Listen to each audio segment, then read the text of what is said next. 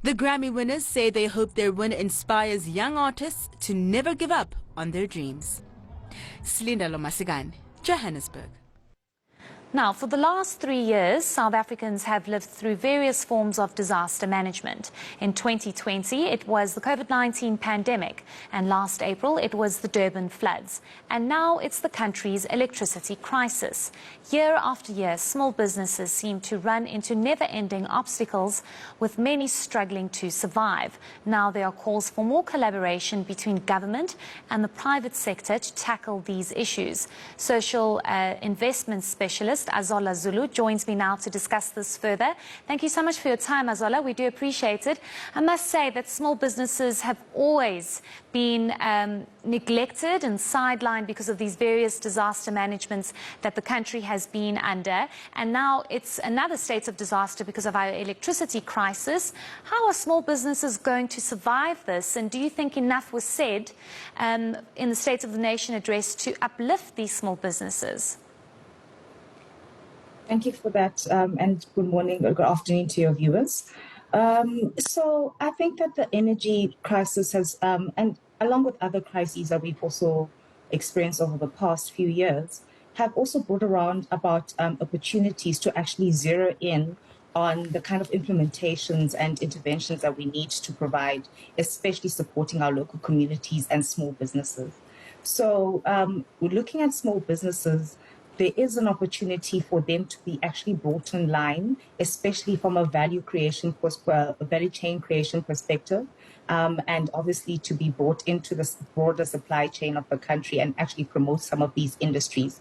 So with the electricity crisis, I think that it's an imperative for small businesses to be included and involved in actually ensuring that on-the-ground implementation and rollout of these energy plans is actually effected on the ground. Thank you. So while you say small businesses should be considered, are they actually considered, though, Azola, if we really are frank and honest about this? Because it's a sector that is so crucial for our economic growth, for employment, and it contributes significantly to our GDP, yet we don't really see, if I can say, the red tape taken away for these small businesses to thrive and do well. Again, from what the president said, do you think he should have focused a little bit more on small businesses and understood the importance and the important contribution it makes to our economy?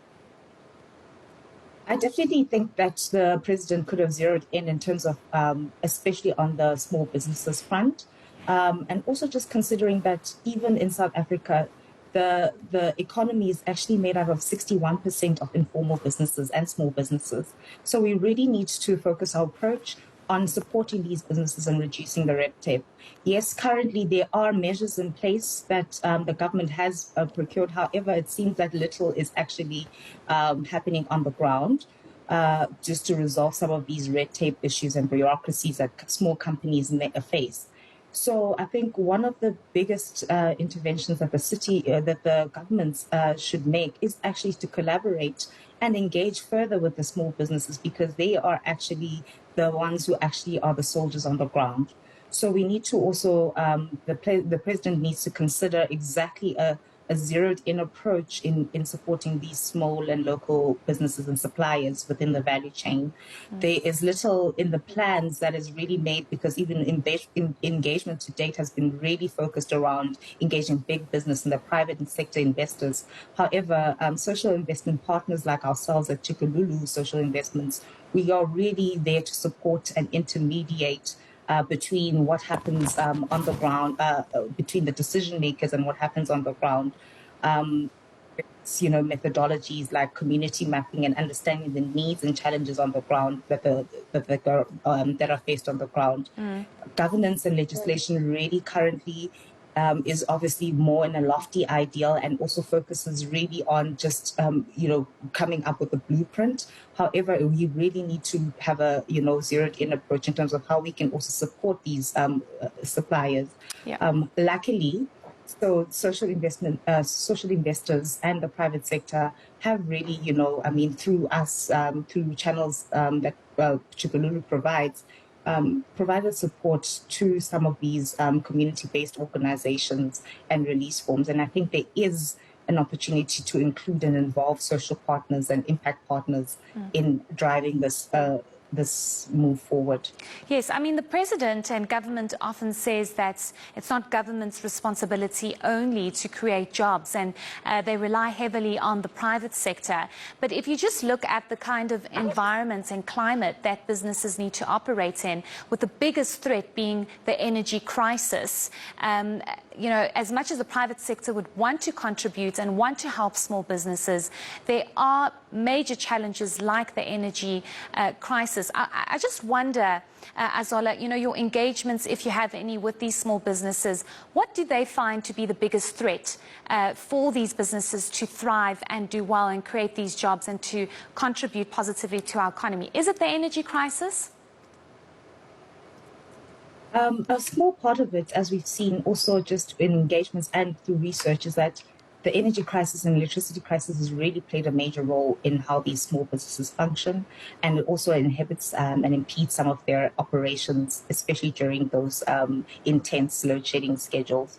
But what we really have seen is that through, you know, collaborations and partnerships with the private sector, there has been some opportunities for some sort of relief through our, you know, channels, to be able to channel to the small businesses. What they face on the ground is really, again, logistical issues. There's infrastructural issues that they also face, but I think the major part of it is actually financing and funding. Obviously, to ensure business continuity and sustainability, these businesses really cannot you know, function without some of these big capital, you know, resources that are injected into their operations. So one of the major issues, and I think that is a very big focus moving forward, would be the financing and the funding, and actually even unblocking some of those challenges when it comes to, you know, the bureaucracy and the onboarding of them to actually implement some of these solutions on the ground. Okay, great. Thank you so much for your time. We do appreciate it, and hopefully the president was watching so he can understand the many challenges that these small businesses